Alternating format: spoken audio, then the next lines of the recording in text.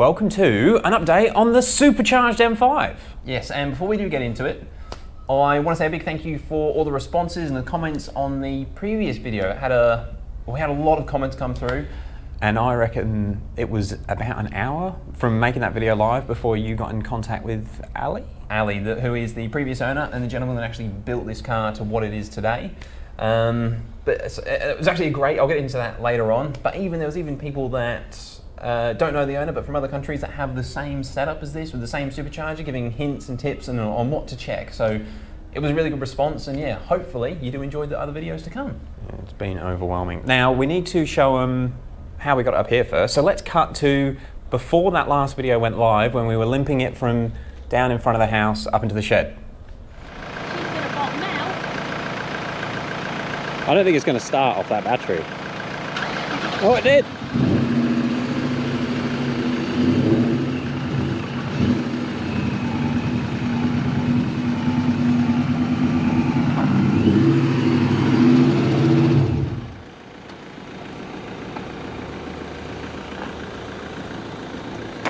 Wow, it is pissing out.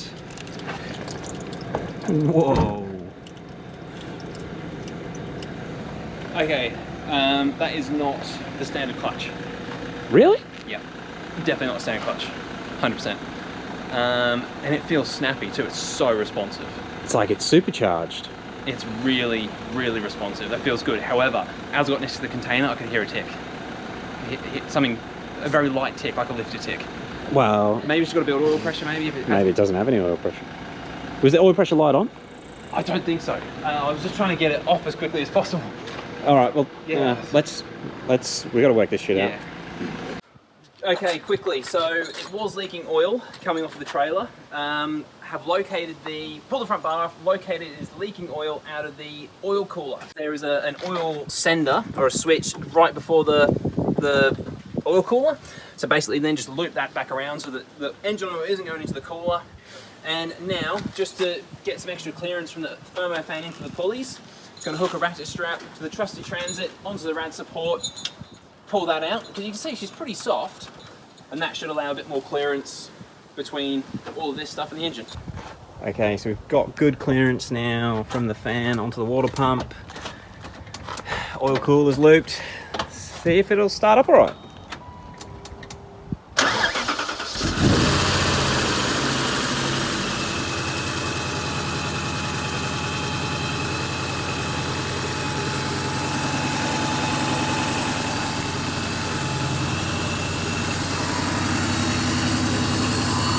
Doesn't sound too tappety.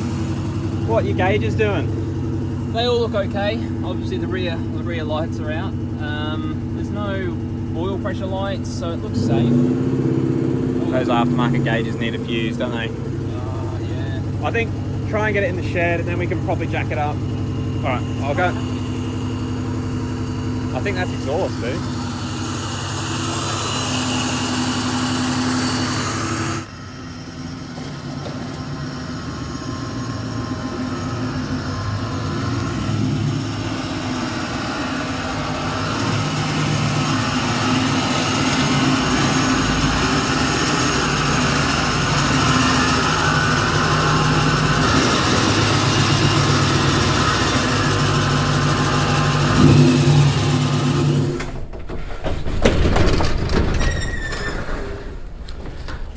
Boom. This is the new shed. Yeah, while we're here, this is our new home.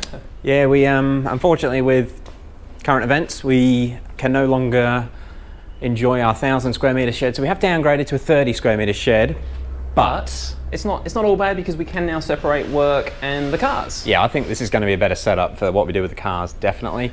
It's going to work out pretty good, and ultimately we just want to make it a really good spot to work on these cars and yeah, hopefully keep the content coming. So we're thinking if we can put a hoist in the middle here, that will just be the ultimate at-home garage setup. So if you're in Australia, if you know any good deals for hoists, please let us know, because we don't know what's good, what's bad, what's cheap, what's expensive. But yeah, we'd love to get one in here, that'd be awesome. we'll be pretty damn spoiled. Hell yeah. Okay, right, let's talk about this. So what do we do to get it up to the shed? It was just clearance issues. Yeah, you just used the ratchet strap onto the Transit, pulled it out. It did want to suck back in, unfortunately. The only real downside is this big aftermarket expensive alloy radiator and fan shroud and overflow bottle, which is quite expensive to put on, by the way, is quite badly twisted. It's not leaking low, so I'm hopefully, if we can just pull everything out, hopefully we'll be able to straighten it delicately without cracking any welds or anything. Bypass the oil cooler, boom, so that's all good to go. It turns out once that oil cooler was off, there is just a tiny little pinhole in the bottom. But Adrian fixed that for you. In fact, yeah. You got a little clip of that? Yes.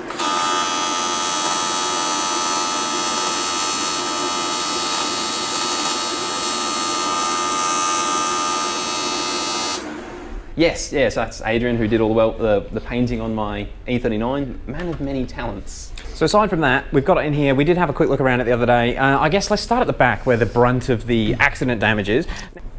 Yeah, so Ali, when he actually spoke to him, he said what happened to it. It was parked at the front of his work in Sydney and a Mazda CX-9 smashed into the back.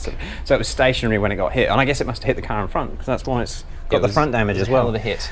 Now, we sort of said in the first video, the insurance company has marked where ripples are, but we didn't really understand how ripply it was. If you can get the camera right into the back there, so that looks like sort of like a chassis rail. It looks like a pretty strong piece of metal, and it has just folded like Play-Doh right there, and then creased again there as well.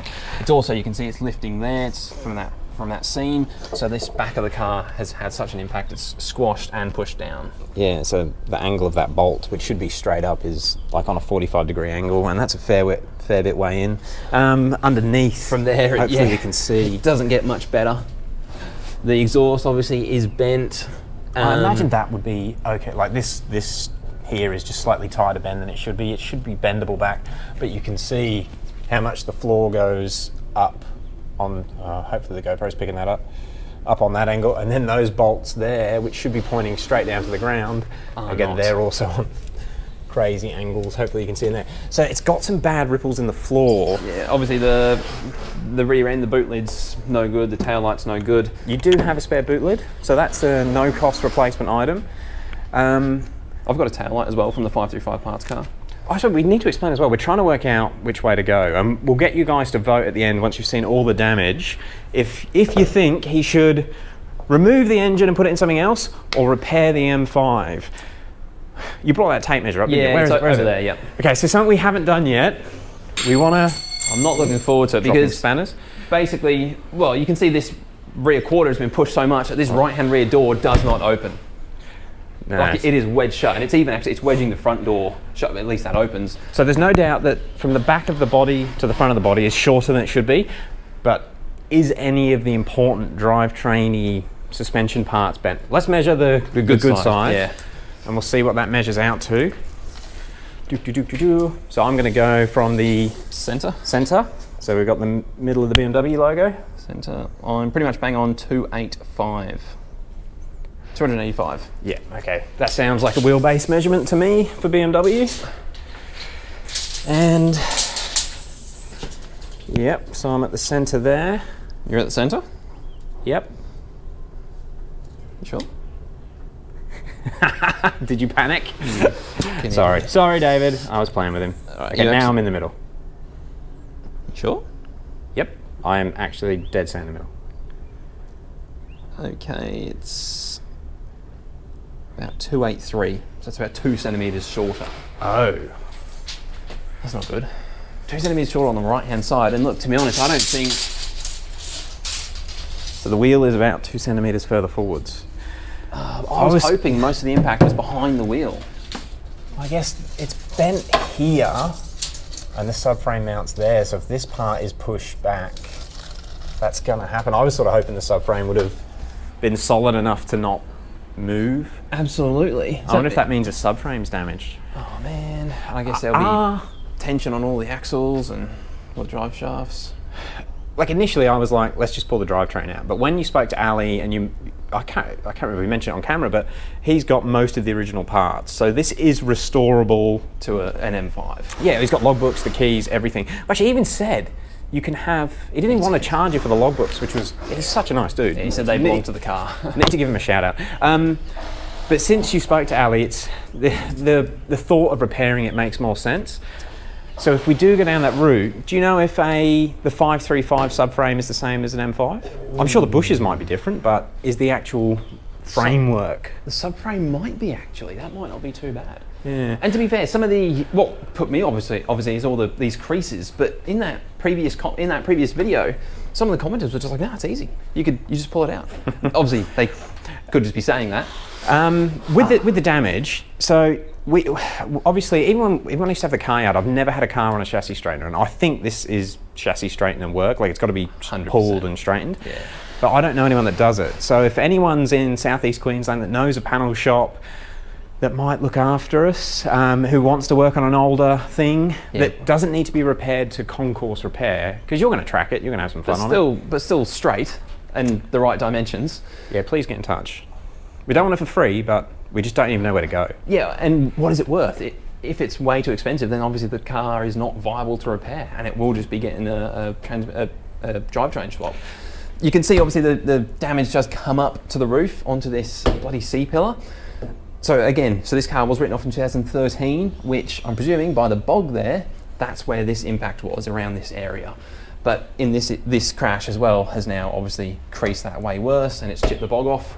And that then follows up to the roof, which I've only recently noticed. Actually, I'll come around and show for that. Sorry about the lighting, by the way, guys. There's actually no power in this shed at the moment. Unfortunately, because it's blown out a bit. But you can just see the roof is a good 10 mil higher than the sunroof.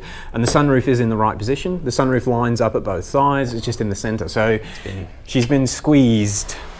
The roof is bent. Yeah, on a positive, it's not been squeezed enough to smash any glass. I'll just come around again because you're completely in the dark when I stand on that side.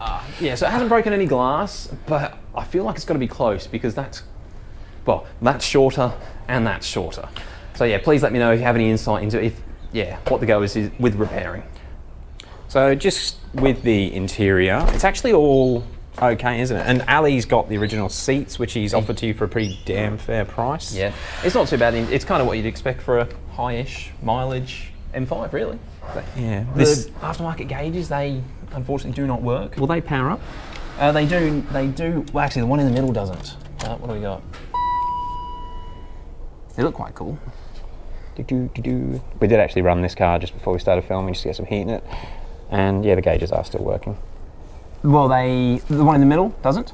Oh, that's right. So it's got oil pressure, oil temp, and boost pressure in those three super colour gauges. And then an AFR on the right hand side, and it's stuck at 14.8, which obviously is not accurate. It just sits at 14.8 all the time. So that's either a faulty wiring or a faulty sensor.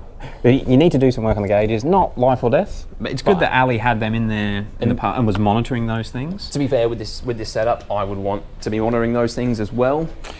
Moving on to the engine side of things, Ali he gave you some insight onto what he's done and the amount of money he spent on it, really, didn't he? Because he put the supercharger kit on, didn't he? He has, yeah. So he got, I think, around 240,000 kilometres, and it had a extensive service history up till that point. And since then, he has obviously maintained as well, because he tracked it 2 or 3 times a year, he said, drove it spiritedly on the road, and put a supercharger on it. So yeah, you've got to look after it if you want to do that stuff. That was actually quite a while ago. I think it's done around 50,000 kilometres with the charger. So it is knocking on a bit. He has got the original ESS supercharger kit, so he's got the service kit, the instruction manual, all that sort of stuff, which he said he's happy to send up as well, which is just amazing. Pretty awesome. That's something that, I guess, does anyone know how often you're supposed to change the oil on those? Yeah, and actually, to be fair, it does make, I've never been this close to one of these superchargers, but it's you can hear a bit of a whine. Off boost, or off when it's at bottom of the rev range. As soon as you put it under some wind load, it up, it all sort of quietens up. So maybe that's normal. Yeah, no idea. Yeah, there was actually a couple of commenters that have this same setup in other countries. So yeah, is that normal? And also, somebody said about the rod bearings are a must on these engines, even before this point. And I think Ali said that they haven't been done. A lot of people get worried about the rod bearings because it is quite expensive if you go to a shop, but I think regardless of what you do with that, we should do the rod bearings on this. Just do them. And it'll be practice for doing the S85 rod bearings on the other cars, which we need to do as well. True. I think, Dave, engine feels good and sounds good from what we've done. Should we start it up and show the audience what it sounds like? Yes, and also, while we're on the topic of the goodness, speaking to Ali, he actually also explained that there's some other goodies underneath the car that you can't actually see. Oh, yes. You going to tell him? Yeah. Yeah, Okay. so the clutch, you can feel it's not a standard clutch, and he said it's a twin plate OS Geiken, so that's rated for good power and quite robust. From the back of the gearbox, it's got a one-piece carbon fiber drive shaft, which is a pretty serious upgrade. They're quite expensive, and he actually said he was like breaking guibos and center bearings and stuff, and ever since he's gone to that one piece, it's now fine. And then that's connected to a Quaife LSD diff center. Like that's 5-8 grand's worth of drivetrain. Yeah. On top of the engine, that is a huge win. And considering you bought this initially just for the drivetrain, you've got like the best case scenario with the drivetrain. It's been done properly. It's a bit of a win. Okay. So it is warm. Actually, is it still warm? Because it was probably about 10 minutes ago. Yeah, she's got heat in it on the oil gauge. All right. So you don't need to. I don't think this has been rev past 3 since we've had it, has it? No. So no. keep in mind, guys, what you're going to hear is this car under 3,000 RPM. Ready? Start her up.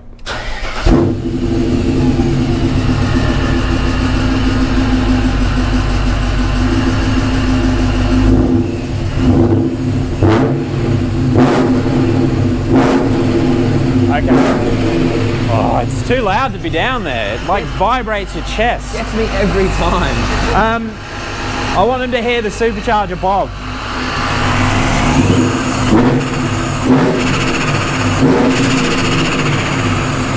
Sounds mental. It's so naughty.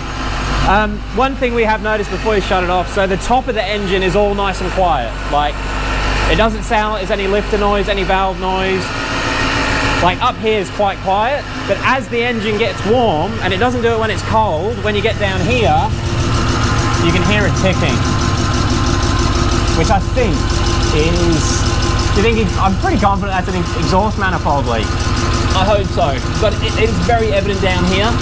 It's also incredibly fuely. It's running a very rich tune, and it feels, even with the exhaust pointing at the door, it still fills the shed up with exhaust gases. All right, we'll shut her off. Dude, it sounds like a mean engine. Can you imagine that at 6,500 RPM as you're rowing gears? Yeah, we need to get this done. Yeah. This is going to be a fair competitor to my M54. Oh, I'd like to think It's so. going to sound better. I think definitely you're going to have a lot more fun, but you're not going to be much slower. I think it will be slower, but it'll be a hell of a different experience. Hey, look, it's actually quite low on fuel, and it's probably quite old. We should probably. It seems to be semi-okay now. It's probably drivable. Should we video trying to put some fresh gas in it? Well, I know it's going to need an alignment, so it might not go in a too straight a line, but we're only 100 meters from the servo, and we have a dealer plate, so we can sort of do this without breaking the law. It's sort of defectable.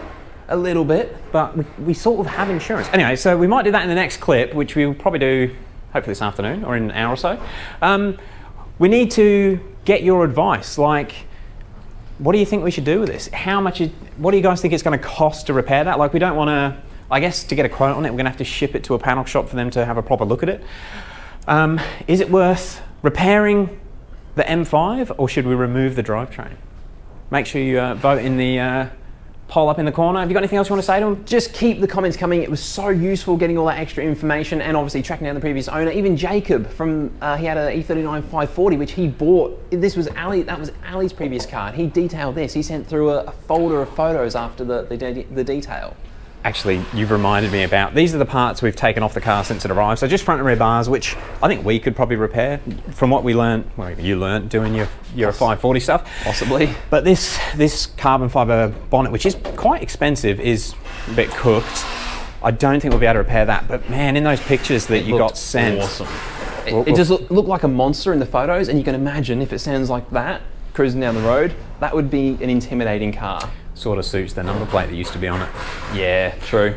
All right, we'll wrap it up there. Thank you very much for watching. Thanks everyone for helping identify and get us in touch with the previous owner, because that's made a big difference to what you're going to do with the car. 100%. It's all working out really well. So please do keep coming, and also with extra info on this repair, because it's way above our heads, and It's looking like you might not have paid too much for your E39 M5. it's worked out all right, I reckon. Worth it. Thanks very much for watching. We'll catch you on the next one. If you've enjoyed this sort of content, hit that subscribe button.